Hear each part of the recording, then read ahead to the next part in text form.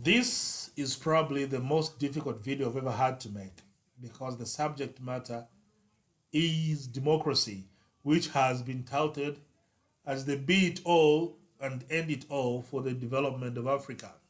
And woe betide anyone who thinks otherwise. Abraham Lincoln aptly described democracy as government of the people, by the people, and for the people. Just that he forgot to mention that in his definition of people, black people, Native Americans, and other non white people did not count in as people. Others have defined democracy as a dictatorship of the haves, sometimes called the majority wrongly, against the dispossessed. Let's assume that democracy works well. The challenge is it presupposes a unity of purpose, equity of access to resources, and it assumes that all these people, as we define them, have already met their physiological needs and are ready to be self-actualized. I like Maslow's hierarchy of needs in this, in that a person who needs to put food on the table in democracy is expected to treat the vote with the same respect as a person who food is the least of their worries. However, that's what we presuppose. In any given country, at any given time, people have got a different stake in what happens to the country. There are times when if you make a wrong decision in voting and the country goes up in flames, there are people who that will be the best thing that happens for them. There are people with vested interest in the stability of a country such that if a country goes up in flames, they stand to lose a lot. But in democracy, we put them together and expect them to make it work. Yes, we do.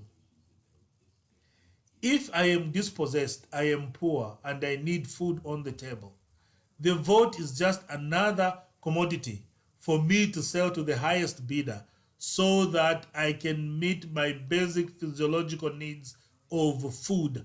I do not respect the thing. I would rather have food because I'll eat food, I cannot eat a vote. The other thing that people forget to say is that whichever country you look at, democracy has never been the engine of development. It has always been an outcome of development. You develop, then you democratize. I have a few examples. When people talk democracy, White Minster, that's the example they give. England. Women did not vote in England until 1919. They were very developed, better than most African countries in 1919. So definitely they did not develop under democracy. Even right now, they have an unelected House of Lords that can turn down decisions made by the elected commons. The United States of America, another leader in democracy, black people didn't vote until 1965. Therefore, it was not government of the people, by the people, and for the people. And they still have an electoral college, so that no matter the number of votes you have, you can even still be president despite losing the vote. But that's what the democracy they espouse for us to follow. For us, they say one person, one vote, irrespective of your circumstances. I am not saying let's throw away democracy. I am saying let's look at democracy. Is it the best for us as Africa? What other systems of governance can we use? What can we learn from the structures and systems that worked when Africa was mighty in the past? Systems that we know and understand, not these other systems that we've been given and expected to use in an era that the people who used them initially were not in.